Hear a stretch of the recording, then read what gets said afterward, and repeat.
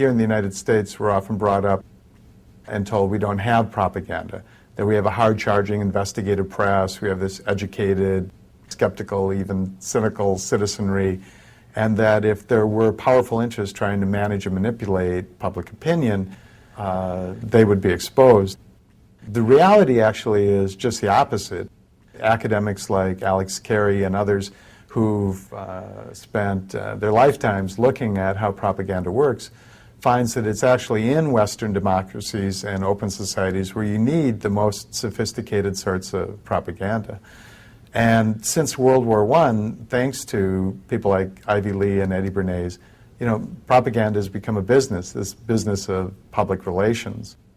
Or as one of the firms that has often represented dictators, the Burson Marsteller firm puts it, their business is perception management, to manage public perception, public policy on behalf of their clients, whoever they might be.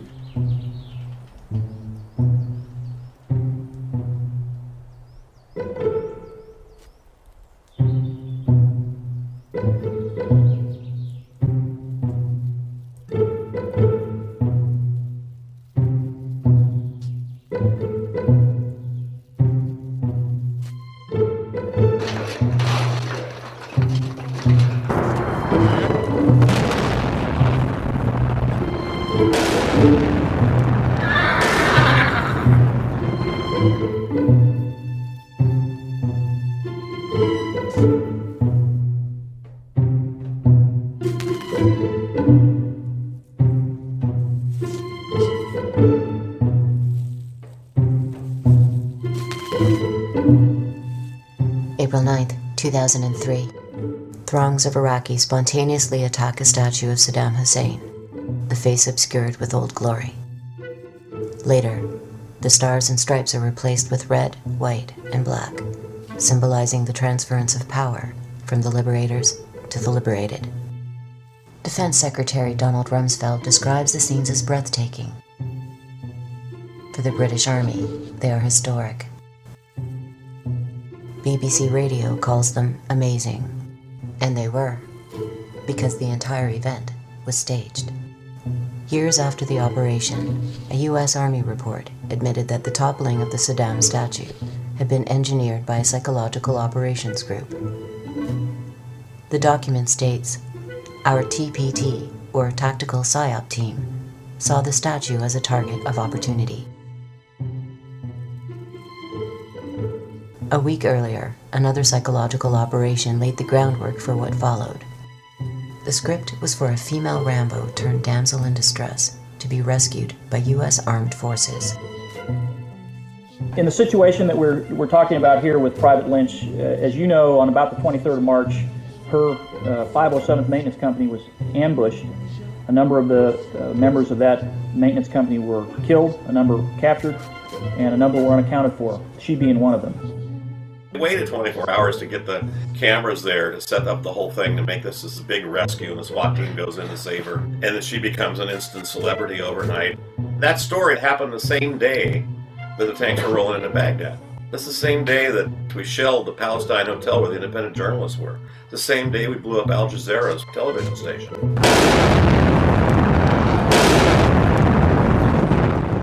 And killed one of their journalists. What we're getting on the front pages of the papers and in the news is the rescue of Jessica Lynch. So that was a PR substitute story. Toppling of the Saddam statue, they got Shalabi's group. The Rennan group had actually formed them. The CIA had paid the Rennan group to form the Iraqi Congress as a counter group to Saddam Hussein, and they were based here in the U.S. Then they flew them over there and they shipped them into Iraq. They were the ones that were standing around the statue as, a tank was used to pull it over. The Rennan group had been around. He worked for George W.'s father. And he worked for Clinton, too. His firm, he used to be a public relations press guy for Carter, and he created a PR firm that specialized in war. The head of the Rendon Group, John Rendon, denies that he is a national security strategist or a military tactician. Rather, he states, "I am a politician and a person who uses communication to meet public policy or corporate policy objectives.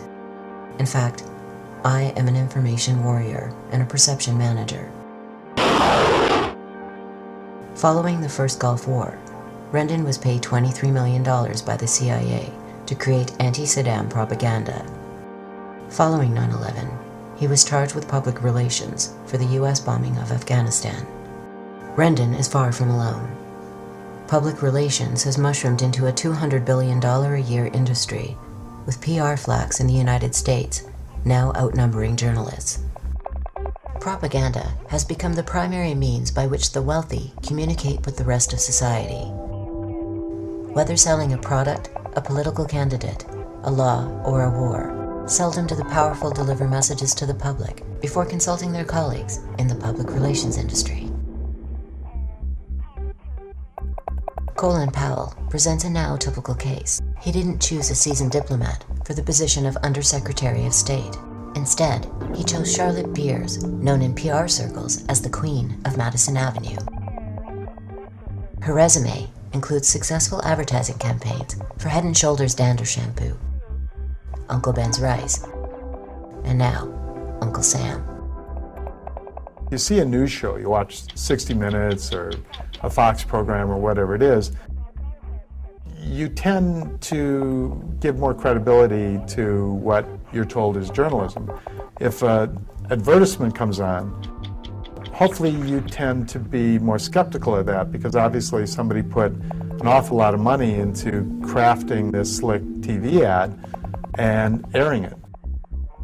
But what you probably never suspect is that that news story you just watched was also crafted by a company given to the TV station or network with the understanding that they would put their own logos on it, identify it as real journalism, and air it. Colonel Sam Gardner would eventually chart 50 false news stories created and leaked by the Bush White House propaganda apparatus prior to and during the assault on Iraq. Foremost amongst these were the lies that led to the war in the first place. It was not bad intelligence that led to the invasion, concludes Gardner. It was an orchestrated effort that began before the war and was meticulously planned to manipulate the public. In 2002, when the Bush administration was conducting its massive public relations campaign to sell the war, out of Donald Rumsfeld's office in the Pentagon, there was something now referred to as the Pentagon Pundits program, where literally scores of former high-ranking military generals and admirals and colonels were getting their talking points for their appearances on TV news shows directly from the Pentagon. They would literally go to the Pentagon, be on phone conferences with the Pentagon, travel with the Pentagon, and then go on TV as supposedly independent sources.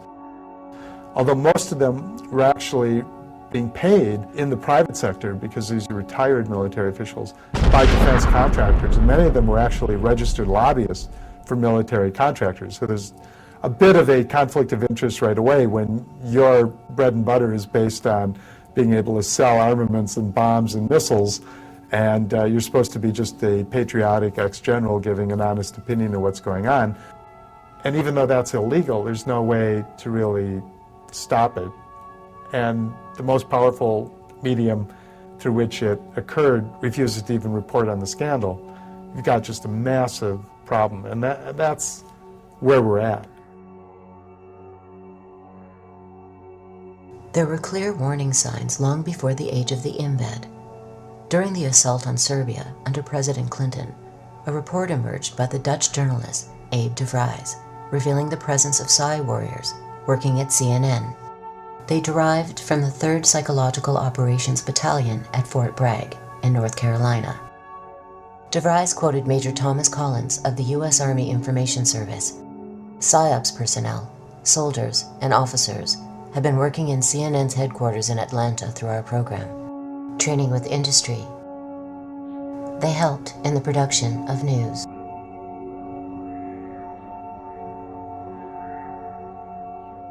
What made the Iraq War different were not so much the tactics or even the scale, but the high-tech synergy. It was almost impossible to tell where the state ended and the Fourth Estate began. One of the things that we don't want to do is to destroy the infrastructure of Iraq, because in a few days we're going to own that country. Should the have used more? Should they, use a Moab, the mother of all bombs, and a few daisy cutters, and, let's not just stop at a couple of cruise missiles. Yeah, only 40. The invasion of Iraq represents a pinnacle of domestic PsyWar in the United States, an unparalleled integration between public relations firms, corporate media, and military psyops. At the time of the assault, large segments of the American public were convinced that a nuclear attack by Saddam Hussein on their nation was not only possible, but imminent. Soldiers who comprised the invading force were similarly confused, with a remarkable 77% believing that Hussein was responsible for the attacks of 9/11. Many earnestly believed that the mission was to destroy a mysterious group known as Al-Qaeda, while bringing freedom to the Iraqi people. We're here for your fucking freedom! So back up right now! Yet what was actually happening was what the Nuremberg Charter describes as the single greatest crime under international law: the planning, preparation, initiation, or waging of a war of aggression.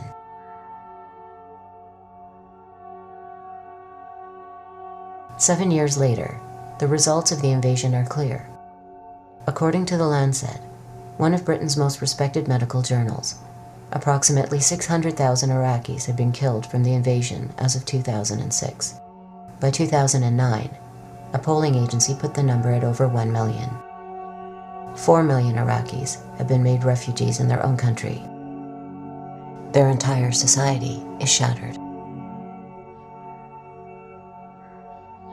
How did the land of the free and the home of the brave arrive at a place where citizens could be manipulated with such efficiency and on such a massive scale? Our story begins in an unlikely place, a coal mine.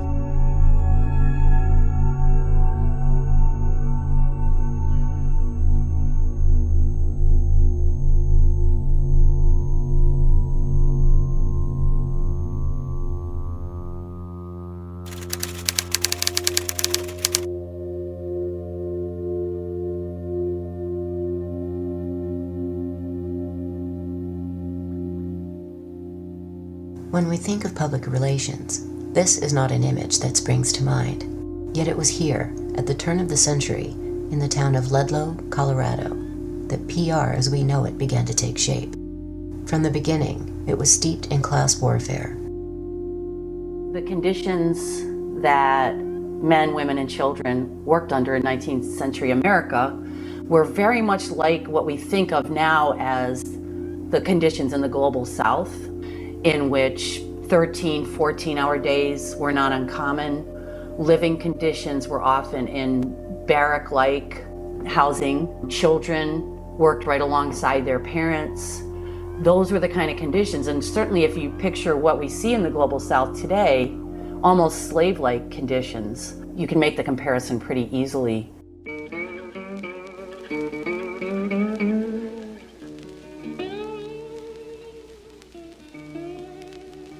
Like workers in most other industries at the time, the coal miners in the town of Ludlow were organizing to win basic rights.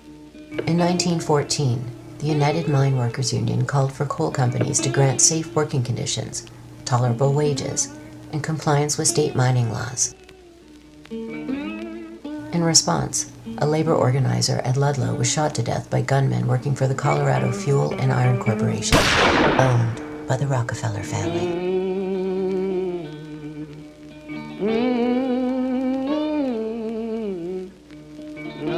Then as now, the Rockefellers were synonymous with wealth and power.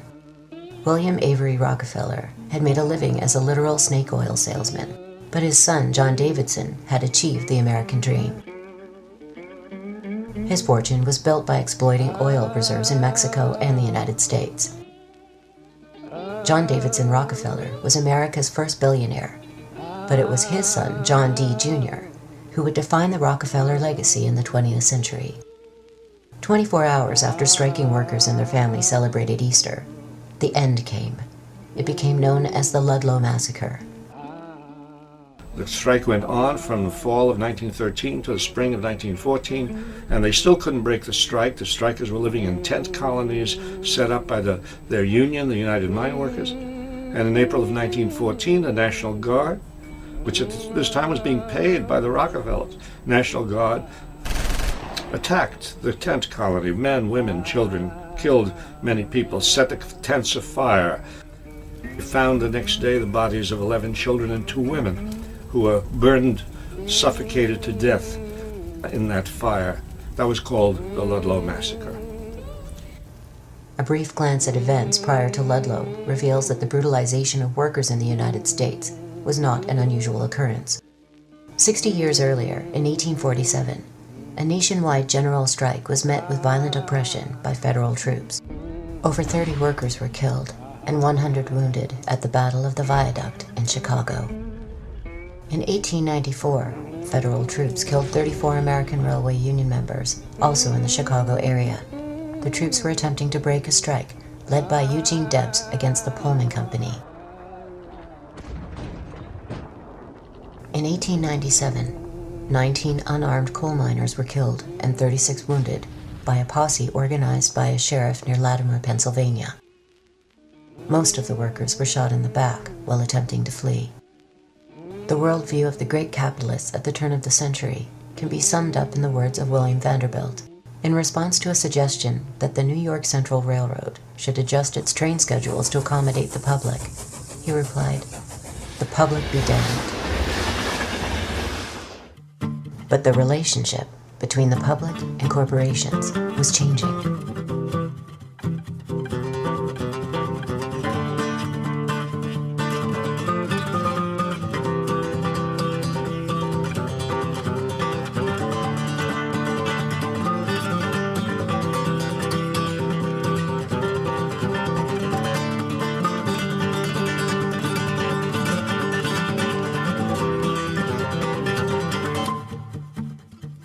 Decades of organizing and rebellion had given rise to a vast network of labor groups with increasing political power. Over time, these included the Grange Movement, the Socialist Party, the Greenbackers, the Populists, and Progressives, and perhaps most significantly, the anarchist union known as the Industrial Workers of the World, or the Wobblies. Following the massacre at Ludlow, soldiers in Denver refused to participate in further attacks against the miners, declaring that they would not engage in the shooting of women and children. Demonstrations erupted across the country. A march occurred in front of the Rockefeller offices in New York City. A clergyman protested outside a church where Rockefeller liked to give sermons, only to be beaten by police. In modern parlance, it was a PR nightmare. Ivy Lee went to work for, among other clients, the Rockefellers. The Rockefeller family, after the Ludlow massacre, used Eddie Lee to manage the public perception around that event and other events. Ivy Lee's specialty was crisis management. Among other things, he's credited with inventing the press release, which, all of us just sort of think of as something helpful. You want to publicize an event, a church picnic, call a news conference, you put out a press release. But at the time, the idea was very radical because what Ivy Lee was saying is, well, we're going to manage this crisis by calling attention to it. We're going to actually assist and help the news media and journalists in covering it. What he knew was that the degree to which journalists became used to and dependent on his services was the degree to which he could actually cultivate and manage coverage. Lee began by waging a disinformation campaign. He put out news bulletins claiming that the 2 women and 11 children at Ludlow had not been killed by militia, but by an overturned stove. He circulated stories suggesting that Mother Jones, in addition to being a labor organizer, was a madam who ran a bordello. He ghost wrote letters to the governor and even to President Wilson. Lee's techniques achieved little success, in part because he himself had become a highly visible figure. In future, PR experts would learn that their techniques are rarely effective unless practiced in the dark.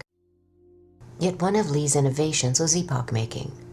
Upon learning that the Rockefeller Foundation had $100 million set aside for promotional purposes, he convinced Rockefeller to donate large sums to colleges, hospitals, churches, and charitable organizations in order to generate positive publicity.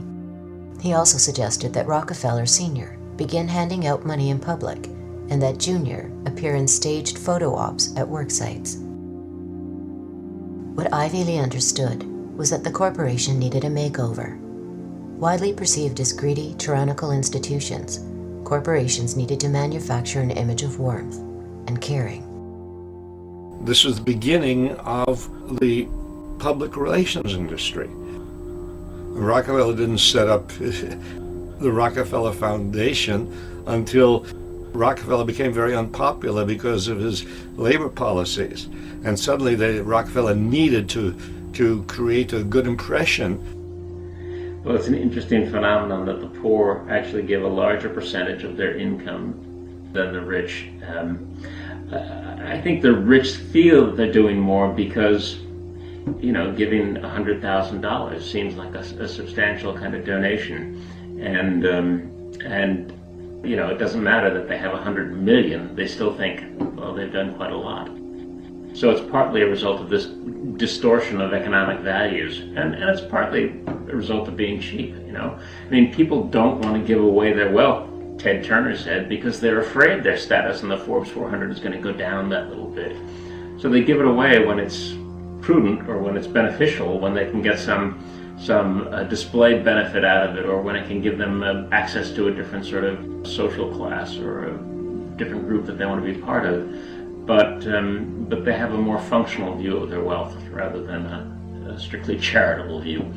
Charity, and private charity, and you might say government charity, that is any kind of action that sort of relieves people's distress a little bit without changing the system, maintains the system. In fact, that is the way the American system, which is very exploitative and very unfair, that's the way the American system has been maintained for all these centuries, really, by giving people a little bit and giving enough people, just enough, to prevent them from breaking out in open rebellion.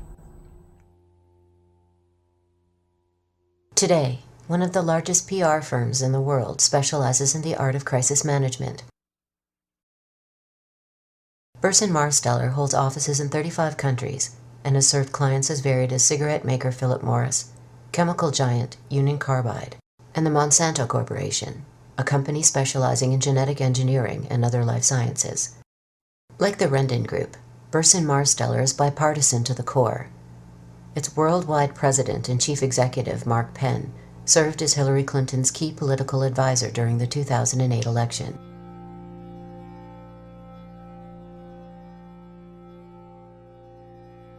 The most disturbing facet of Burson Marsteller is its willingness to work with the world's worst human rights violators. They ran PR for the Indonesian government as it committed genocide in East Timor. They worked closely with the Nigerian government and Royal Dutch Shell during and after the Biafran War in Nigeria, and they helped to improve the image of a US-backed Argentine military junta led by General Jorge Videla. One of their clients in the 1970s was the brutal Argentine junta, which had taken control of the government there and was rounding up dissidents, systematically torturing, beating, killing people, and flying out over the ocean and dumping bodies. Not a really good public image. So the Burson Marsteller firm was used by Argentina, hired by Argentina, and went to work for them quite happily under a FAT contract to improve the image of Argentina in the international financial community and in the Western press. In some ways, it should not be surprising that public relations has evolved into companies like Burson Marsteller and the Rendon Group. Looking back at the career of its first guru, we find a remarkably similar pattern. Ivy Lee went to work for the IG Farben company, a big German industrial company, and we know now that IG Farben was actually part of the Nazi propaganda inner circle. One of the most effective and, of course, horrifying government propaganda campaigns ever organized was the Nazi campaign that continued for years and years under the direction of Nazi propaganda minister Joseph Goebbels. And I.G. Farben paid Ivy Lee and also paid Ivy Lee's son to represent not just their interests, but the interests of Nazi Germany in an effort to paint the Nazi regime as being a friendly regime. But before lending his expertise to the Third Reich, Mr. Lee would do so for the American government. Along with other experts in the burgeoning field of mind science and public relations, he would engineer propaganda for World War I, not just against the enemy, the Germans, but against the American people themselves.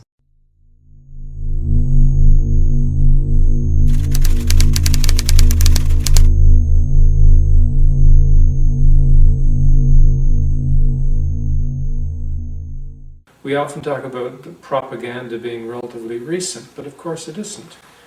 Even in ancient societies that weren't democratic, especially large states, it was understood by elites that if you don't have the support of the people, you could be in trouble.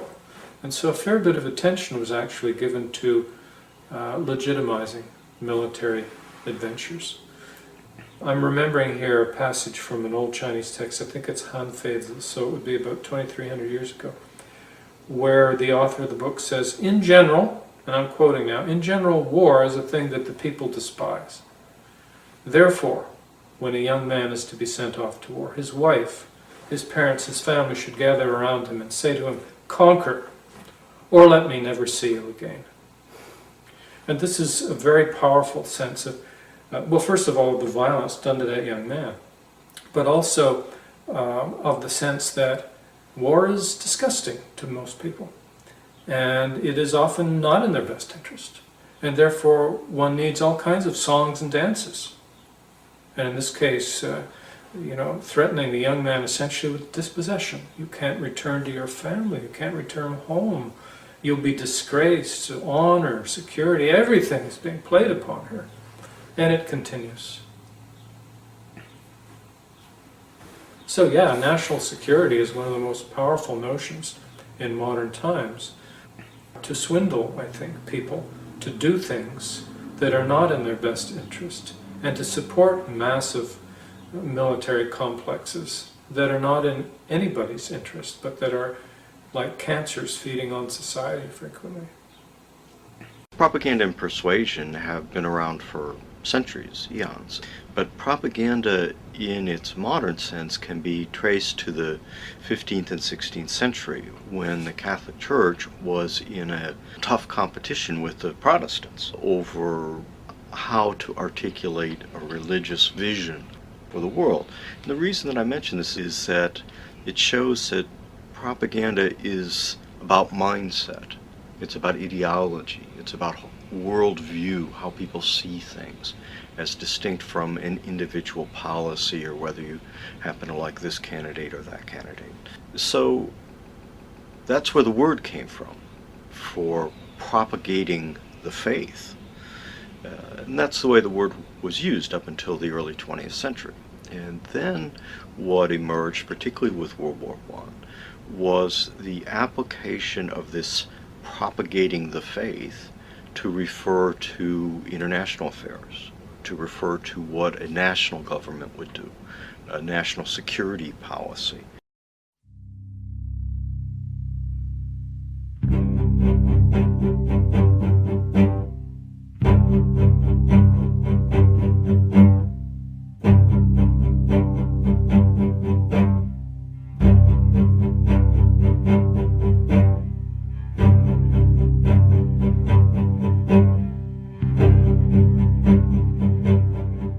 In the run-up to World War I and during World War I, what one saw on the geopolitical stage was a crisis of empires. Empires were disintegrating, they were falling apart.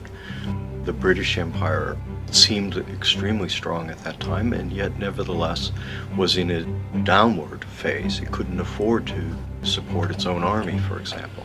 Same with the French. Same with the Austro-Hungarians. Same with the Russians, the Tsarist Empire. Same with the Ottoman Turkish Empire, and so on around the world. When that war was underway, most particularly the United Kingdom came up with an office whose specific purpose was promoting the war aims of the United Kingdom, the English, through publicity, through covert operations, through what would today be called dirty tricks, through telling the truth, through a whole number of different applications of information, using information as an instrument of war.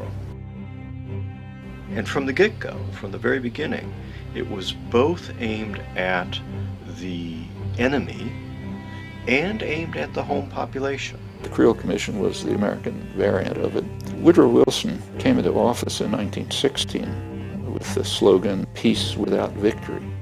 He said, what we want is an end to World War I. Neither side deserves their support, and the population didn't want to enter the war. In America, 1916 was an election year. The war was the dominant issue. The election campaigns of the parties crystallized the sway of opinion. Neutralism, the profound wish to stay out of the war, still possessed a doughty champion in the president. Support for Wilson's policy was strong in the Middle West and Pacific states. Europe's war seemed more remote there than on the Atlantic seaboard. At the Democratic Convention, Wilson was renominated presidential candidate. The chairman opened his speech with a text from the Sermon on the Mount. Blessed are the peacemakers, for they shall be called the children of God. Within a couple of months, Wilson was talking about victory without peace. And you had to somehow drive the population into accepting this sharp change of policy, the opposite of what they voted for. And that's where the Creel Commission came in. George Creel described his work with unabashed enthusiasm. It was a plain publicity proposition, a vast enterprise in salesmanship, the world's greatest adventure in advertising. 75,000 civil leaders, known as 4 Minutemen, were assembled to deliver pro-war messages to people in churches, theaters, and civic groups. Periodicals were sent to 600,000 teachers. Boy Scouts delivered copies of President Wilson's addresses to households across America. It was, in short, the largest wartime propaganda campaign in the history of the United States. Central to the committee's propaganda were 2 basic ideas. 1, the American homeland was in imminent danger from a savage, bloodthirsty foe. And 2, it was the fate of the American nation, in President Wilson's words, to make the world safe for democracy. The first theme was a time-honored tactic, long used in the United States and other countries, to vilify foreign enemies, indigenous peoples, and slaves. During the Great War, the savage Indian and the subhuman Negro would transform into the barbaric Hun.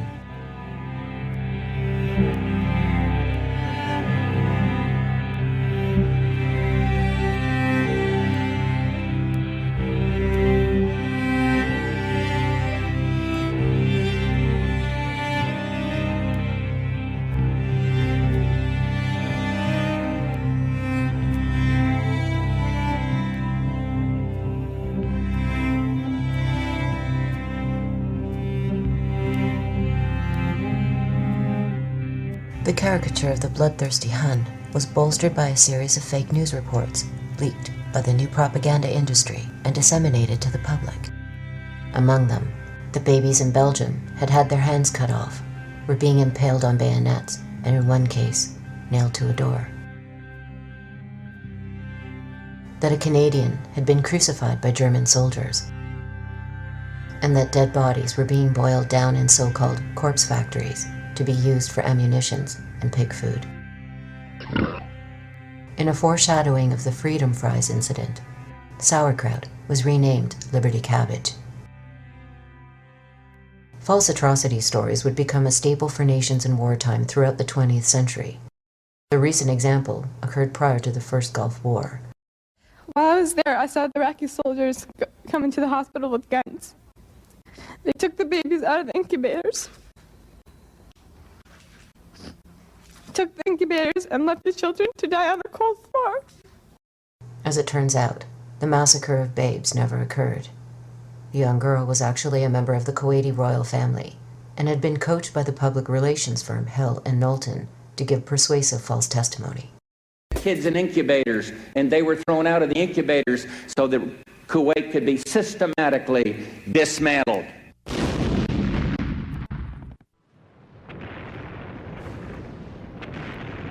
The attempt to engender hatred against Germans in support of the war effort was highly successful.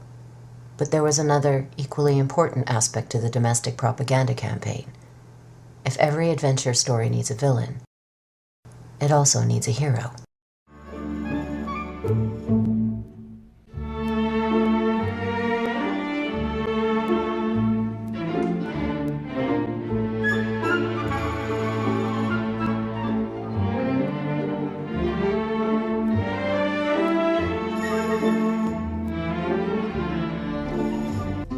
This is a song I made about when they're drafting the men. Uncle Sam say he travel east and travel west. Uncle Sam say he believe he know the best. Uncle Sam said, Uncle Sam said, Uncle Sam said, you got to bottle love and go. I'll travel the east. Creel estimated that 72 million copies of 30 different booklets about American ideals were sent across the United States, with millions more sent abroad. In addition to influencing the minds of Europeans, the goal was to redefine for the home population the very concept of what it meant to be American. The new American would not interpret events from what Creel called a class or sectional standpoint, but rather as a unified collective. In this manner, the people could be herded into one white-hot mass instinct. Previously, military action by the United States had been justified under the pretense of maintaining order, protecting American interests, and bringing civilization to the savages. Now, the word civilization would transmute into democracy. You don't have to hesitate on the Sam say. You got it by love and go. Next number is called 192. I'm Sam said, you don't come, I'm going to talk. Marshall McLuhan, the Canadian communications theorist, once said that if a fish could talk, and you could ask a fish, what's the most obvious element of your environment, the last thing that the fish would say would be water. That's the last thing the fish would notice. And it's true about any culture. Those things that are most powerful and most obvious to an outsider don't get seen by the people swimming in that water. Americans as God's chosen people. This goes back as far as back to 1630, where John Winthrop on the Arabella, coming from England to the United States, said we're a city on a hill. It's not an accident that in the campaign, debates and stumps of the recent candidates, you had Barack Obama actually saying that, we are a city on a hill, as well as Sarah Palin. Ronald Reagan said it in his inaugural address. I've spoken of the shining city all my political life, but I don't know if I ever quite communicated what I saw when I said it. But in my mind, it was a tall, proud city built on rocks stronger than oceans, windswept, God-blessed, and teeming with people of all kinds living in harmony and peace. We're a city on a hill. And so our mission is to democratize the rest of the world. We've got the best system possible. And basically people ought to pay attention to us because we know.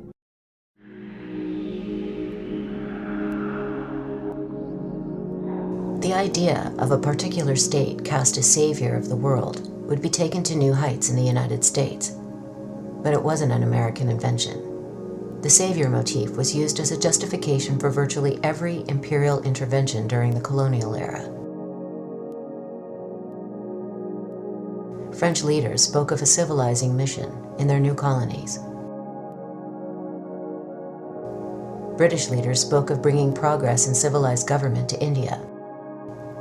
Imperial Japan spoke of unleashing an earthly paradise in Asia, while the Third Reich dreamt of a worldwide utopia.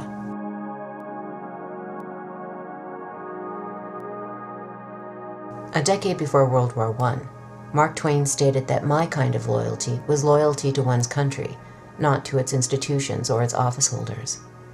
Decades later, George Orwell came to a similar conclusion, that patriotism is a devotion to a certain place and people, contrary to nationalism, which is inseparable from lust for power. This concept of patriotism remains elusive. Once the war against Saddam begins, we expect every American to support our military, and if they can't do that, to shut up.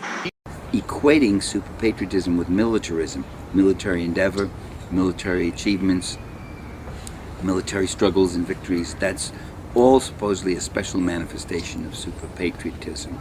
And I argue that a real patriot wants something different for his country. He wants social justice, he wants peace and stability, he wants fairness, he wants an end to racism and sexism. He takes pride in his country's ability at social betterment rather than his country's ability to invade and knock around other countries. A real patriot feels an attachment to his country, but not at the expense of other countries. He or she may feel a special attachment to the history of his own country. He values the accomplishments of his country, like the abolition of slavery, emergence of collective bargaining and the rights of working people for a better life, the gains made by women in terms of being able to get into public life. These are the kind of things that the real patriot would value. In October 2001, George W. Bush signed into law what civil libertarians characterized as an all-out assault against the Bill of Rights. It was called the Patriot Act. During the Great War, similar bills were passed.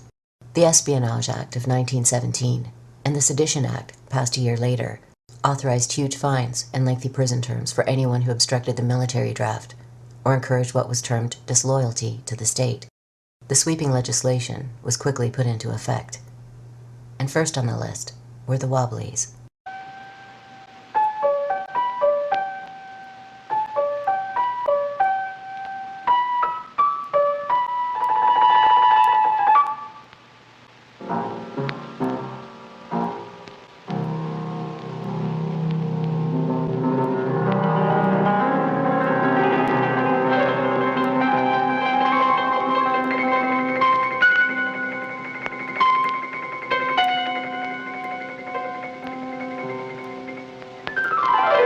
In many ways, the Wobblies were the most impressive example of a union movement in the history of the U.S. working class. Wobblies was the nickname for an organization called the Industrial Workers of the World, IWW, which flourished in the first decade and a half of the 20th century. The American Federation of Labor, which was the main craft union at the time, refused to organize African Americans, immigrants, and women workers. So that meant excluding the vast majority of the working class from the union movement. Along come the Wobblies, and they set out from the beginning specifically to organize immigrants, women, African Americans alongside white workers in what they called one big union. They led some of the most successful strikes. One of their strikes was the first sit-down strike at the time. Women workers played leadership roles, something that was absolutely unheard of at the time. Their philosophy was a revolutionary philosophy. It's known as anarcho-syndicalism. A federated, decentralized system of free associations incorporating economic as well as social institutions would be what I refer to as anarcho-syndicalism, and it seems to me that it is the appropriate form of social organization for an advanced technological society in which human beings do not have to be forced into the position of tools, of cogs in a machine.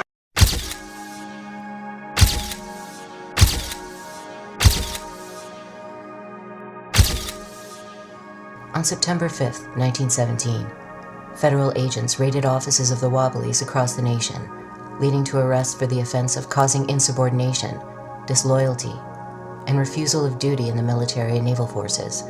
101 of the defendants were found guilty and received prison sentences up to 20 years. Wilson carried out a brutal internal repression called the Red Scare, which is the worst in American history, far worse than McCarthy, far worse than anything that's going on now. They arrested thousands of people, smashed the labor movement, heavy constraints on free expression, threw lots of people in jail, expelled all sorts of people from the country.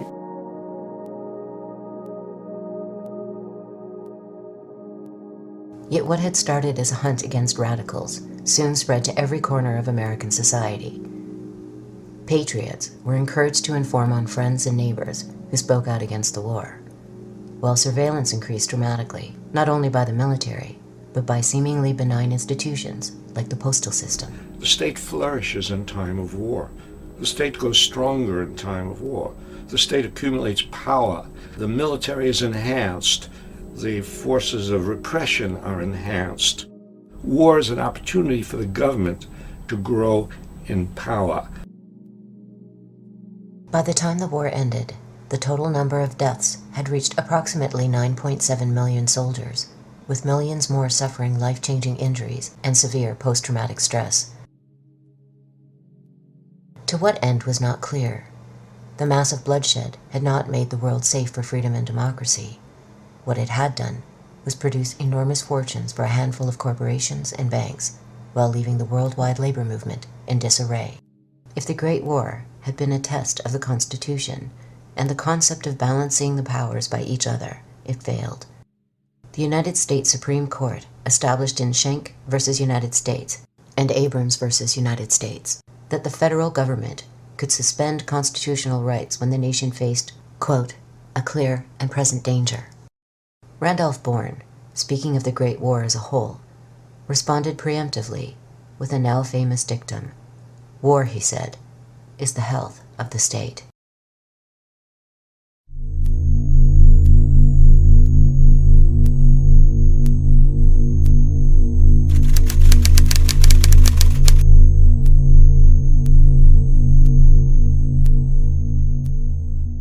The definition of polyarchy that we have in the social sciences is a system where the participation of masses of people is limited to voting among one or another representatives of the elite in periodic elections. And in between elections, the masses are now expected to keep quiet, to go back to life as usual, while the elite make the decisions and run the world until they can choose between one or another elite another 4 years later.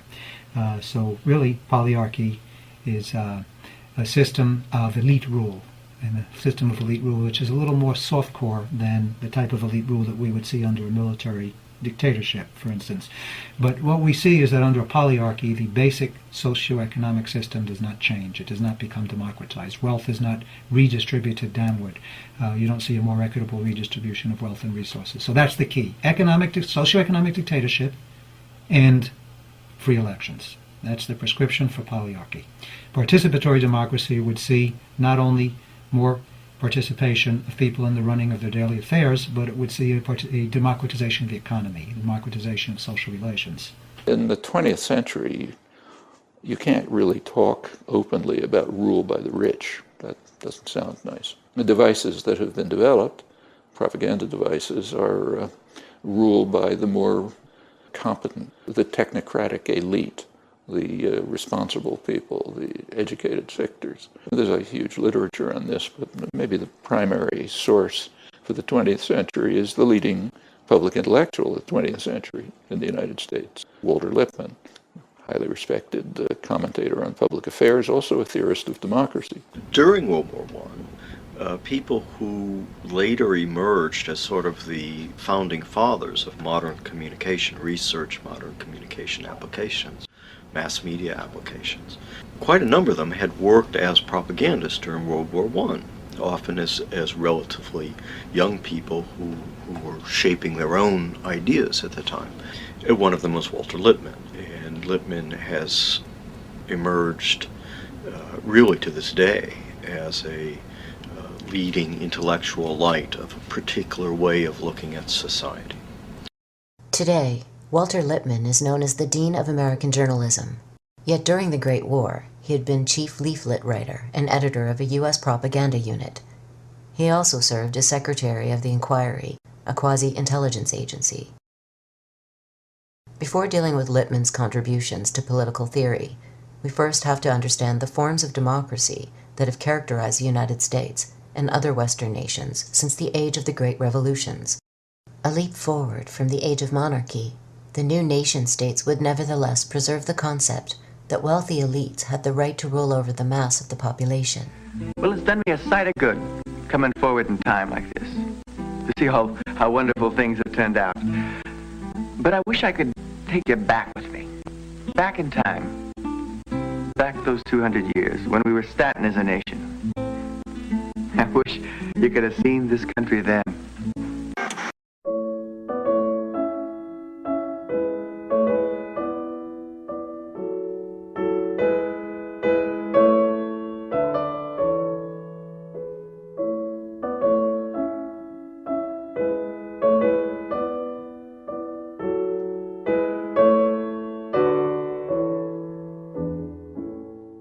George Washington was a slave owner. James Madison was a slave owner. Thomas Jefferson was a slave owner. Importantly, Jefferson, who was the most democratic of the lot, wasn't at the Philadelphia Convention.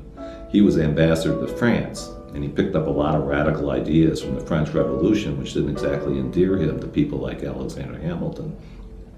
The initial divide in American politics then goes back to those roots. It's Jeffersonian Democrats against Federalists, the leader of whom, until he was killed by Burr, was Alexander Hamilton. Essentially a class struggle, a class conflict. Thomas Jefferson was, in fact, a fairly radical democratic thinker in his time. And clearly the Declaration's statement that we hold these truths to be self-evident, that all men are created equal and endowed by their Creator with certain inalienable rights, was a powerful democratic statement. And although Jefferson would not have applied it to women or to Indians or to blacks, nonetheless, in all of those cases, those words would come back to be very serviceable for those groups in pushing civil rights and civil liberties forward in the United States from where Jefferson's statement left them. The problem with the Declaration of Independence was that once independence was won from Britain, then the question became one of governance. How were these former colonies of Britain to govern? What led immediately to the Constitutional Convention in 1787 were a series of uprisings by debtors, essentially, not just in Massachusetts. The most famous is, of course, the Shays Rebellion in 1786. The American state was founded largely to get the Ohio Valley, largely to cross the Appalachians. That is the Constitution, to organize an army and money in order to conquer further lands more to the west. That's the origin of the USA. But to do that, the slave masters are not going to do the fighting. What they will do is hire poor people to do it. But when they don't pay the poor people, as they didn't pay Daniel Shays takes matters into his own hands in 1787 and goes to the courts and shuts down the courts because the courts were beginning to foreclose on the grounds that Daniel Shays and the other veterans from the American War of Independence did not have the money to pay back. Debtor riots were happening throughout the 1780s, and they were sufficiently scary from the point of view of people with property that they had to do something about it. And what they did about it was essentially overthrow the Articles of Confederation and instill a much stronger, much more able government to protect the property interests that were in dire threat from the people, quote unquote. This was an elitist, you could almost say coup d'etat, except there wasn't any strong central government to launch a coup against. They were really trying to set one up and protect it against majoritarian interests, especially economic interests, especially property interests, especially threats from people who didn't have much. First thing they did when they got to Philadelphia in 1787 was they locked the doors. The only reason we know what happened behind those closed doors were that people like James Madison kept extensive notes. The American Constitution was formulated primarily by James Madison. He's the major framer of the Constitution, and he wanted to overcome what he called the tyranny of the majority. He said a primary goal of government is to ensure that the opulent are protected from the majority. So therefore he designed the Constitution in such a way that, as he put it, the wealth of the nation will be in charge. The more responsible set of men, those who sympathize with property owners and their rights. And the system was designed that way. Power was in the Senate, which was the least representative body, and it was the wealth of the nation. In fact, it still is. The House of Representatives, which is more democratic, in theory, was given much less power. And the powerful executive is also supposed to represent the wealth of the nation. In Madison's defense, one should say that he was really pre-capitalist in his mentality. He assumed that the wealthy would be what he called benevolent gentlemen who would not be concerned with their own interests, but with the benefit of the people. Adam Smith, who preceded him, was much more realistic. He pointed out that the principal architects of policy, namely the merchants and manufacturers in his day, they ensure that policies are designed so that their own interests are protected, no matter how grievous the effect on others, including the people of England. It's rather interesting to compare Madison's thinking, which founded this country, with the first major book on politics, namely Aristotle's Politics. Aristotle surveyed many kinds of systems and decided that of all of them, didn't like any of them, but he said of all of them, democracy is probably the best. But he said that democracy has a problem, and it was the same problem that Madison noticed centuries later. He said if in Athens everyone had a right to vote, the poor majority would attack the property of the rich, insist that it be divided, and he also felt that was unfair. But Madison and Aristotle had opposite solutions. Madison's solution was to restrict democracy. Aristotle's solution was to restrict inequality. Opponents of the new government were called anti-federalists, though the term is inaccurate. The majority favored some form of federation, but insisted on more localized control, with a more participatory democratic system. The Bill of Rights, the first 10 amendments to the Constitution, they were the price the Federalists had to pay in the ratifying conventions to pass the document. So the democratic element of the Constitution, which of course is the Bill of Rights, was forced down their throats. It didn't come out of Philadelphia at all. It was appended in 1791 and forced down on the Constitution by the more democratic elements in the society. Even with the Bill of Rights, we have a system which, is hardly perfect from the point of view of civil rights and civil liberties, let's put it mildly. They've trampled all over with the rights of citizens. So the Bill of Rights is hardly an ironclad set of guarantees for civil rights and civil liberties in the United States. I'd hate to think of the United States without it. The anti-federalists were significantly more partial to democratic elements in the society and to the rights of ordinary people than were the significantly more elitist Federalists. If the greatest legacy of the anti-federalists was the Bill of Rights, their dream of direct democracy was not to be. At the time, many dissidents made predictions for what they believed would come to pass as the new nation grew and flourished. The natural course of power is to make the many slaves to the few, one anti-federalist wrote. Another objected to the new government because the bulk of the people can have nothing to say to it. The government is not a government of the people. The men of fortune would not feel for the common people. An aristocratical tyranny would arise, in which the great will struggle for power, honor, and wealth. The poor become a prey to avarice, insolence, and oppression. In short, my fellow citizens, it can be said to be nothing less than a nasty stride to universal empire.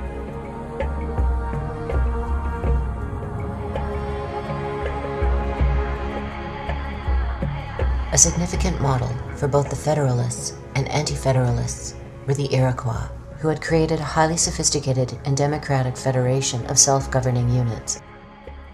In stark contrast to European forms of government, the Iroquois people had the ability to immediately remove corrupt leaders. Women played a significant role in decision-making. Everyone was permitted to participate in debate and policy formulation. Native Americans were exceedingly democratic in the way they operated. No society is perfect, but when you make comparisons, you see that. They were sometimes small, but sometimes 30,000, 40,000 people and more in a large confederacy that operated on a basis of mutual respect. Mutual respect that developed out of experience, because if you didn't treat people equally, then they were going to give you trouble. Societies were exceedingly collaborative, but they were also exceedingly individualist. The individual was honored, but the values were collaborative because you had to get along. Everybody was included in every decision that affected them. Elders obviously were honored. They knew more. You listened to your elders, but everybody had a say. You have an extremely participatory society, and as it moved up to larger, there's a great deal of decentralization. So if you had a large number of people, and if they would be in a federation, the village would decide for itself. The tribe would then decide, but the individual villages would have to decide. Then the tribes in the federation, their representatives would meet. But they wouldn't decide for everyone. They'd have to have the consensus of local people. So if there wasn't consensus already, they would have to go back and discuss it. So that to the extent that there was representation, these were representatives who were truly representative. They would have to go back. They wouldn't keep their positions unless they consulted people. And they knew that. Even if they had the authority to make a decision, people would go elsewhere and not keep them as leaders if they didn't listen to them and they didn't treat them. By and large, you had a much more participatory society, and even on the larger, more representative level, the representatives really had to listen to their constituencies. Ironically referred to as primitive and savage, Native Americans had actually created a far more democratic system of self-governance than any civilized nation in history. But their anarchic models, as well as the more limited democratic systems proposed by the Anti-Federalists, were incompatible with Madison's elitist vision. In republic and parliamentary democracy alike, citizens would be reduced to passive observers. They would be allowed to pick and choose which individual made decisions on their behalf, but they would not be able to make those decisions themselves. Returning to the period after the First World War, we find widespread support amongst intellectuals for Madison's elitist interpretation of democracy. According to Walter Lippmann, the public's function in politics was to be interested spectators of action, but not participants.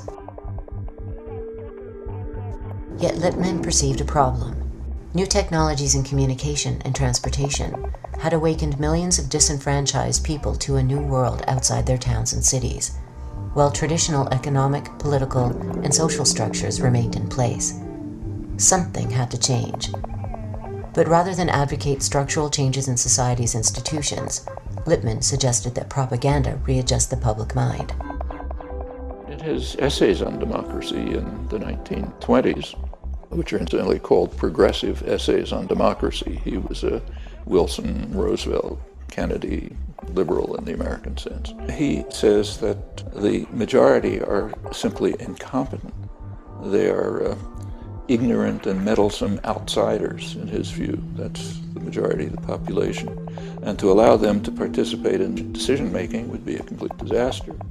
So therefore we have to design means to ensure that what he called the responsible men, of whom he was of course one, are protected from the roar and the trampling of the beasts, the ignorant majority.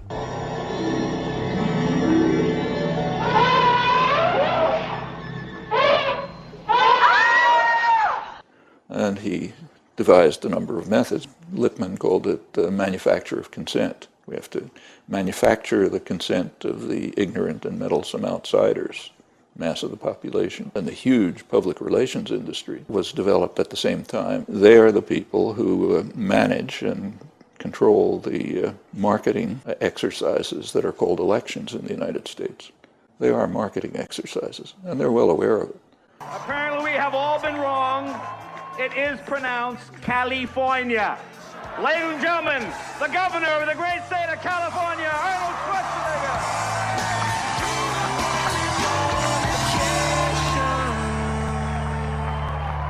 So, for example, in the last election, 2008, the advertising industry gives a prize every year for the best marketing campaign of the year. 2008, they gave it to the Obama campaign, who beat out commercial competitors. The idea is we market candidates the same way we market toothpaste or lifestyle drugs or automobiles. Of course, it helps to have a lot of money. And in fact, Obama greatly outspent McCain, and not because of popular contributions, came mostly from financial industries. He was their candidate, and his policies will presumably respond to his constituency.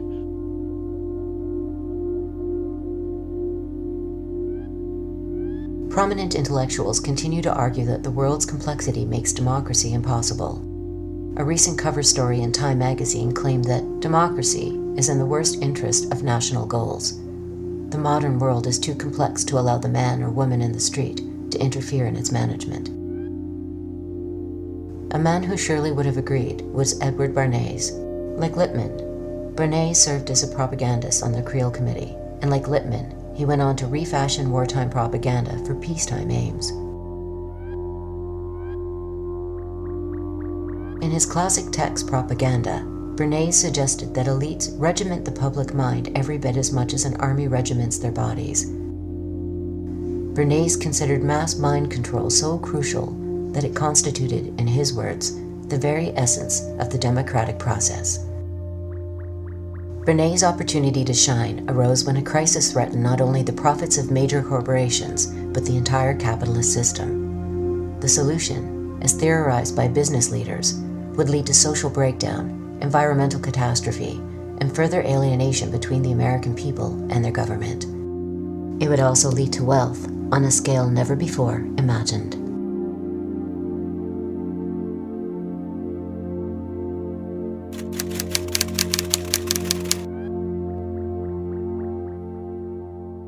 The major story that advertising tells us about human happiness is that the way through happiness is through the consumption of things. That in fact buying something in the marketplace will make you happy. In fact, that's the message of almost every single ad. And it's not often you can say that there is one message that is in the literally millions of ads that are produced every year.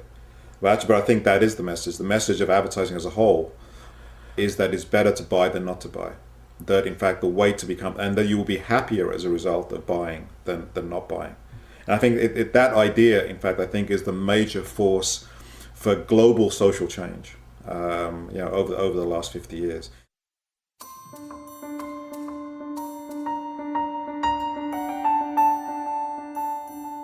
In the 1920s, business leaders were faced with a dilemma. Overproduction of goods had exceeded demand. Production between 1860 and 1920 had increased by 12 to 14 times, while the population only increased by a factor of 3.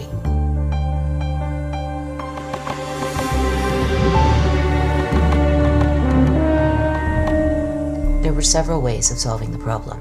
One was to reduce working hours and raise wages so that production and consumption reached an equilibrium. This would have led to more leisure time for workers and a higher standard of living. The problem with this solution is that it could have entailed a slight decrease in profits. Corporations are mandated by law to maximize profits on behalf of their shareholders, regardless of social or environmental costs. According to business leaders, there was another problem. John Edgerton, president of the National Association of Manufacturers, warned that a shorter work week would undermine the work ethic and potentially foment radicalism. If people had time to stop and think, they might also take the time to rethink their position in life. The emphasis should be put on work, Edgerton stated. More work and better work, instead of upon leisure. It seems a harmless enough statement, but what businessmen were advocating was revolutionary. Production would no longer be about satisfying human needs. It would be an end in and of itself. Rather than a democracy of ideas, or a democracy of mass participation, the United States would become a democracy of material goods. The citizen would be replaced by the consumer. Look at those goods piled up over there. I'm worried. Here we are. We've got the new machines, and they're doing even better than we expected. They've not only cut production costs, but they've increased output over 50%. But we're not selling this additional product. Inventories are piling up. Now, what are we going to do about it? It seems to me we've got to change our plan completely. Now that we're increasing production, we've got to put on more pressure, work the territory more intensively. You mean more advertising? Yes.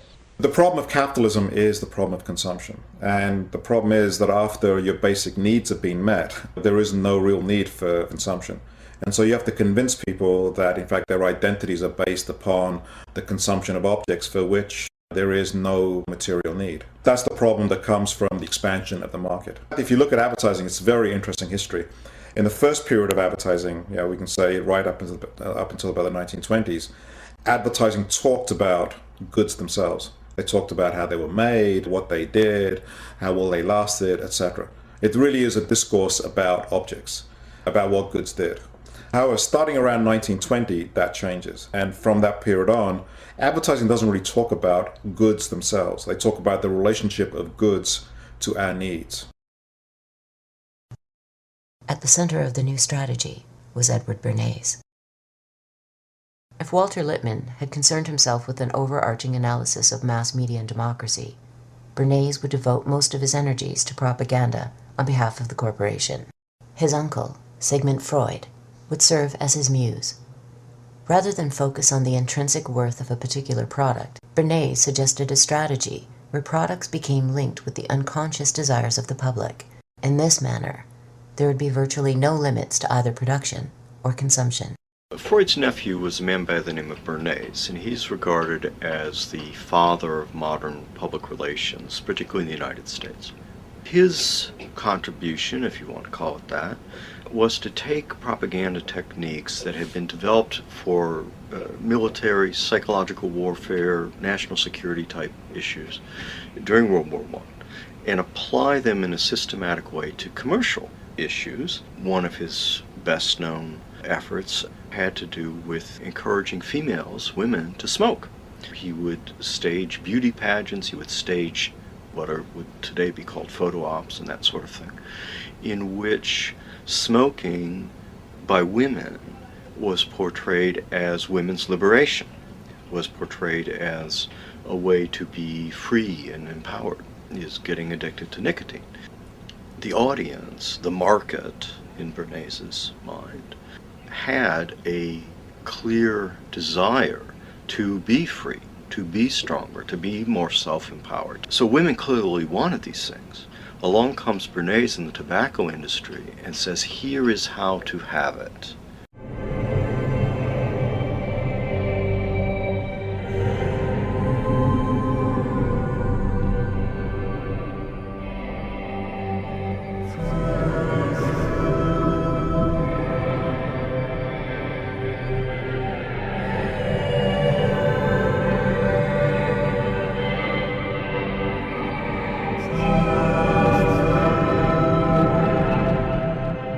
Goods don't make us very happy. Goods are not central to satisfaction. What actually really makes people happy are non-material things. What makes people happy seems to be things connected with sociability. I don't mean to say by that material things have nothing to do with happiness. Poor people are not happy. They don't have access to, to clean drinking water. They don't have access to food. They don't have access to shelter. So it's not that material things are not connected to happiness. They are to some degree. But once you get past a certain level of comfort, material things simply don't provide us happiness. And at the same time, there is this giant propaganda system of advertising that is, again, perpetually telling us that the way to happiness is through objects, the way to happiness is through consumption. What makes people happy are things to do with society, with connection, with personal connection, with autonomy, with relaxation. In fact, when you ask people what it is that makes them happy, goods very rarely come into it. However, the problem is that capitalism has to sell goods. The marketplace provides goods, and therefore what it did was it took the images of the life that people really want, which is a life of meaning, of connection, of sociability, of friendship, of family, of intimacy, of sexuality. Those are the images that it took, and it linked them to objects. And so advertising is both true and false at the same time. If it was simply false, it wouldn't work. But advertising is true to the extent that it reflects our real desires. As bizarre as it may sound for people who dream of fantastic wealth as a cure for unhappiness, the same holds for the wealthy. Beyond a certain level of material comfort, deprivation is relative. At the bottom level, sure, it's $5 million to $10 million a year. But once you've got 5 or 10 million, that doesn't seem like enough, because you're associated with people who have 15 or 20. And when you get 15 or 20, then it's 50 and 100. And you wind up never feeling as if you have enough. And in fact, people really never even thought of themselves as rich, even when they were colossally rich, because of this phenomenon that psychologists call relative deprivation. They were comparing themselves not with you and me, but with each other in this little world that they come to inhabit.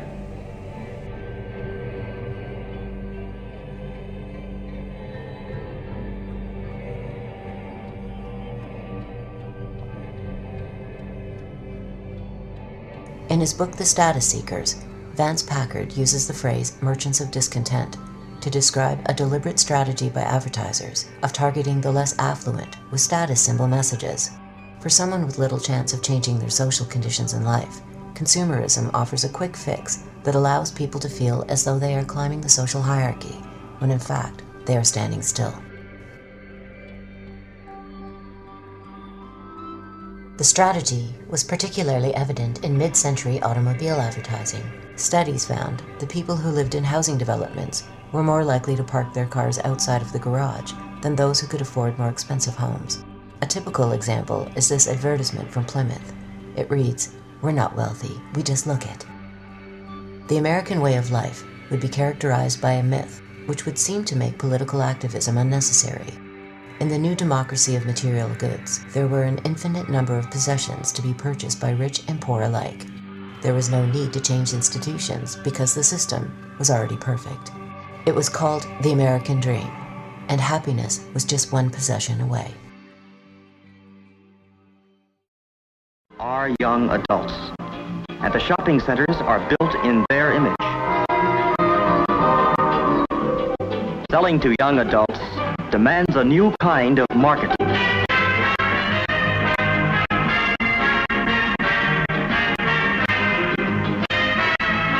For these young adults, the shopping centers have built fountains, commissioned statues, put in restaurants, and freestanding stairways. They've included banks, loan offices, rental plans, plant nurseries, and places to buy building materials. The shopping centers see these young adults as people whose homes are always in need of expansion. People who buy in large quantities and truck it away in their cars. It's a big market. In the tinsel and glitter world of Beverly Hills, superstars reign supreme in million-dollar mansions that hold a weird fascination for everyone else. Visitors rubberneck for hours just for a glimpse through the guarded gates. But for one man already on the ladder to superstardom, just a look wasn't enough. For him, it was love at first sight.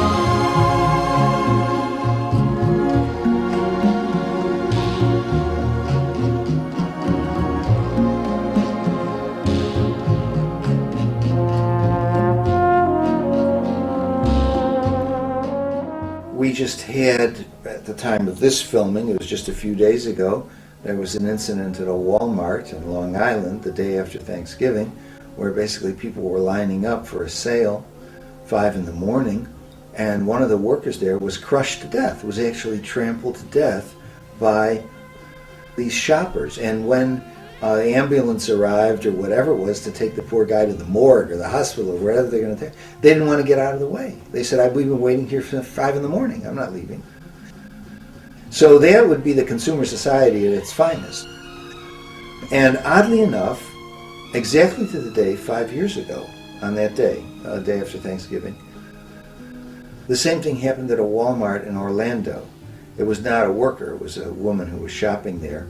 And she wasn't killed, but she was trampled unconscious, and people wouldn't get out of the way for the medics to take her away. So when you get finally to that point, this is what Marcuse was talking about, and the whole idea of one-dimensional man and so on, was this tremendous emptiness again. And so I'm going to buy things to fill that emptiness up. And then we see the religious power of it, because if the medics arrive basically to take the corpse away or the body to the hospital, and you're not going to get out of the way because you're going to save $50 on a DVD player, that suggests something has gone fundamentally wrong. Everybody's looking restless. Oh, that's an 8-minute countdown!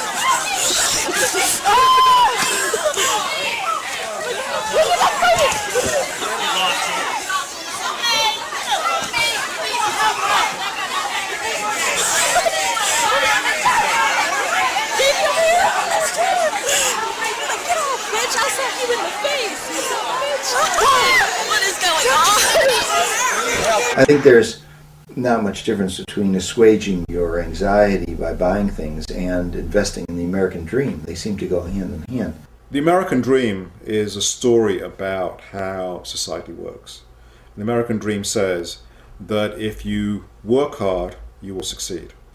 Now, the bedrock of our economic success is the American dream. It's a dream shared in big cities and small towns across races, regions, and religions, that if you work hard, you can support a family.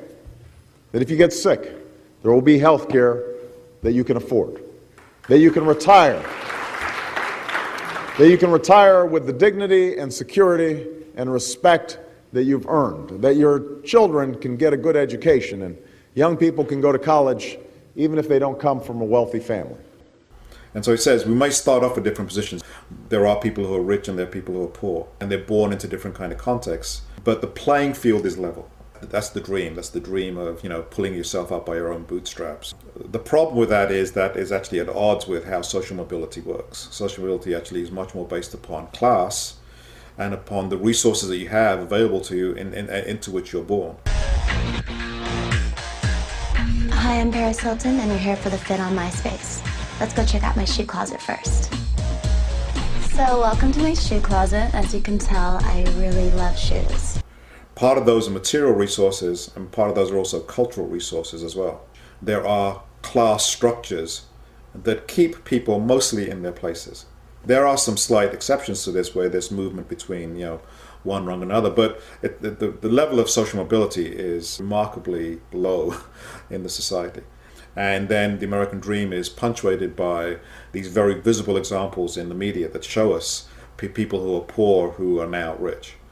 And now the question is, if those people are rich, if those people have made it, and a vast majority of the people have not, and the major thing that separates them is their own hard work, then the reason that the vast majority of people are where they are is because that is where they deserve to be. You didn't work hard enough. You're not intelligent enough. The right to life, liberty, and the pursuit of happiness. Some are smart, some not. Some are successful, some not. The United States never had mass prosperity throughout its history. There was just a period from 1946 to 1980 where the prosperity was really, it looked like it was just going better and better and better for everybody. And that came after World War II, with the backlog of tremendous earnings from war industry and such. The GI Bill that came in that developed a whole new big professional class and the like. And that lasted till about 1980. Since then, there have been cutbacks in human services, cutbacks in educational opportunities, and greater inequality. Since 2000 to 2008, the inequality between the very rich and the rest of us, that inequality is greater than it's been throughout the 20th century. So we're back to like 1900 in terms of inequality. Everybody just can't make it. Throughout history, the rich have always argued that the poor are the authors of their own poverty. They're poor because they're stupid, they're disreputable, they're hopeless. People are poor because they are paid less than the value that they produce. You need poverty. Poverty is needed if you're going to have wealth.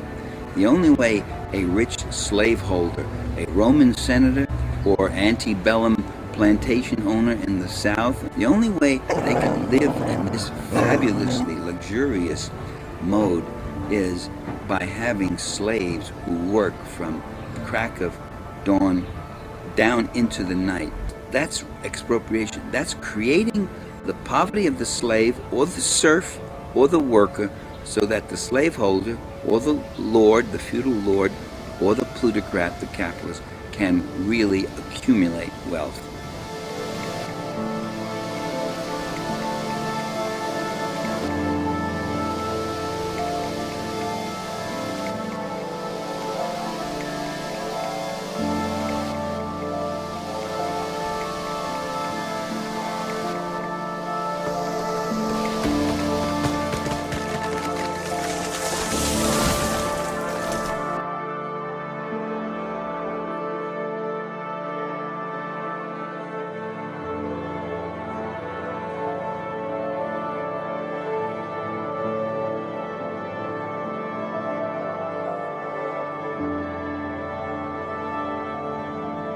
The idea that human happiness is connected to the immense accumulation of commodities. I think that idea is what is driving development in what we used to call the developed world, is driving development in China, is driving development in India. I think it will increasingly drive development in Africa as well. I think we're starting to see the results of what that means for the planet, when not only the 5% of the American population strives for that, but when increasingly the rest of the world also is bought into that, and you then have to provide the goods and the energy that those goods takes to produce, we're arriving at the kind of exhaustion of the physical planet. The ancient philosopher Confucius, he was asked what he would do if he were ever to rule the state. Someone said, okay, you're in charge of the state, what would you do? And he said a very interesting thing. He said he would, quote, rectify the language. And I think if he was asked that in the modern age, he would say, let me control the media. If you can control the stories, you don't need to have soldiers on street corners to control them. You can control people in their own heads and their own imaginations. On the one hand, it's really depressing because it's like, how do you then get out of it? Because there's no way you can have control of the media. There's no way you can compete with these stories that are told thousands of times a day through advertising, through programming, through newspapers, through the internet now, through video games, through all kinds of ways. At the same time, the reason I'm hopeful, the reason actually gives me some optimism is that capitalism has to do that. That unless it does that, they know that things will fall apart. So capitalism in that sense is like a house of cards. A house of cards, it has to be constantly held together. We have to be told every single day what this story is. And they have to do it every day because it's unnatural. If it was natural, they wouldn't have to do it. And if they stop, they know that in fact it would fall apart. That actually is the great hope for me. Is in fact the amount of time they have to spend convincing us about the value of this society is in fact what gives me hope that that there's an alternative just below the surface, and that alternative is much more human, much more compassionate, is much more connected to concern for other people, is much more connected to concern for the planet, and that it's being held down by this incredible and relentless propaganda system.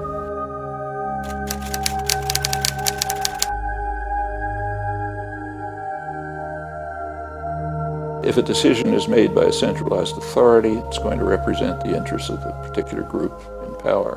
If power is actually rooted in large parts of the population, if people can actually participate in social planning, then they will presumably do so in terms of their own interests. That's why Madison, for example, and Lippmann, and Bernays, and a whole host of others have argued that we cannot permit the population to participate, because if they do, they will pursue their own interests, not the interests of the wealth of the nation. If you have centralized power, they'll use it for their own interests. You don't have to read that in a complicated textbook. It's understandable by any 10-year-old child, and not by educated people, though they have it driven out of their heads, have various illusions replacing self-serving illusions. If the population are participants, they'll serve their own interests. Public opinion is very well studied, so we have a wealth of information about what the public wants. And there's a huge disconnect between public opinion and public policy. The public and policymakers differ enormously on crucial issues. It's all very natural. It's nothing surprising about it, and people understand it. So about 80% of the population in the United States says that the government is run by a few big interests looking out for themselves. What do you mean by democracy?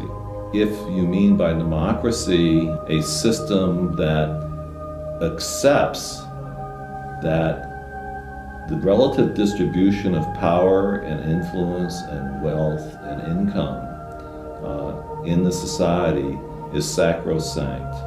If the social system we call and know as capitalism is inviolable, and you can't, in fact, erode or undercut the primacy of that class's power and property politically, then you've just ruled out democracy.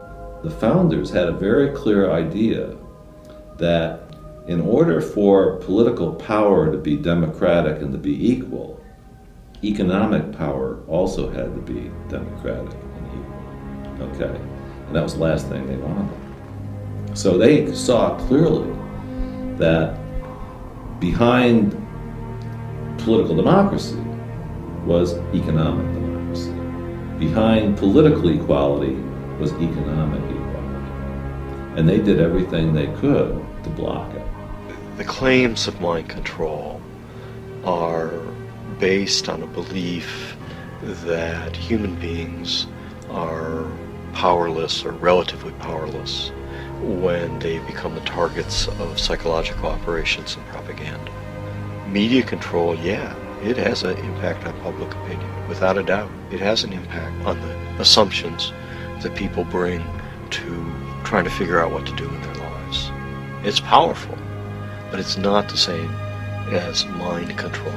I think the best way to stop propaganda is for people to understand what it is and how it works. I don't think we're going to stop propaganda so long as we have freedom of speech. And frankly, I think that's a good thing for us. But there will always be people who exploit freedom of speech for their own ends. But propaganda loses its effectiveness if people understand what is going on.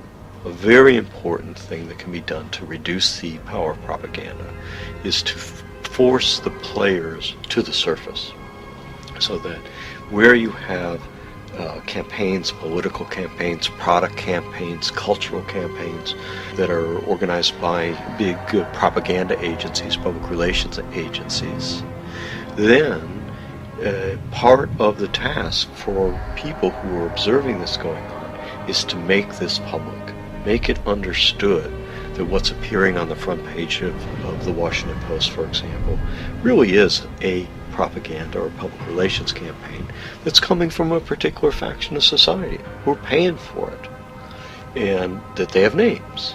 It depends on what people believe, what people perceive, what people know. And for a democracy to really function and thrive, unlike Eddie Bernays, I would say what we need is more information, more freedom, more transparency, and more information about who's manipulating public opinion and the public mind. Eddie Bernays believed that fundamentally people were unable to govern themselves in a democracy because most of us were just too dumb to figure it out. And so he used that to justify his practice that he exalted of managing and manipulating public opinion. I think actually what we need is a lot more exposure and education about how public opinion is managed and manipulated, so that we have a citizenry that can actually function and be critical thinkers and decision makers and govern ourselves in a democracy. Clearly, individual and public opinion is crucial to everything. As long as you can manage and manipulate public opinion, or as Burson Marsteller likes to put it, a public perception, you can control public behavior and policy. That's what Eddie Bernays knew. That's what he was saying when he talked about engineering consent. And so, yeah, I believe that the ultimate battlefield really is in the mind.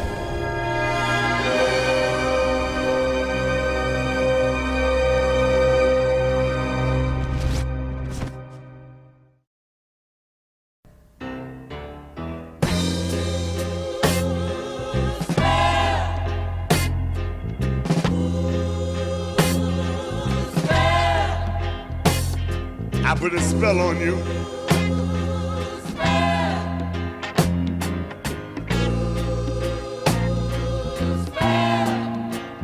Cause you're mine.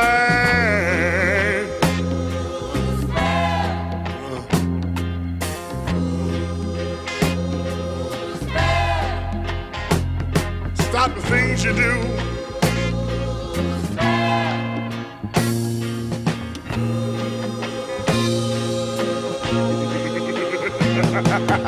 Watch out! I ain't lying.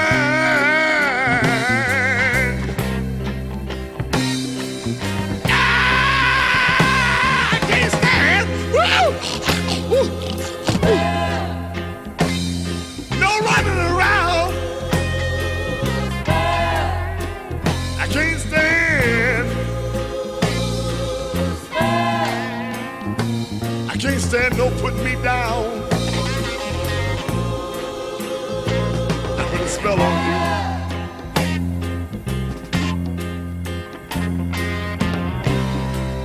Because you're mine. Oh yeah. Stop the things you do.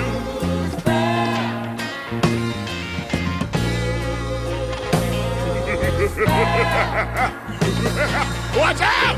Watch out!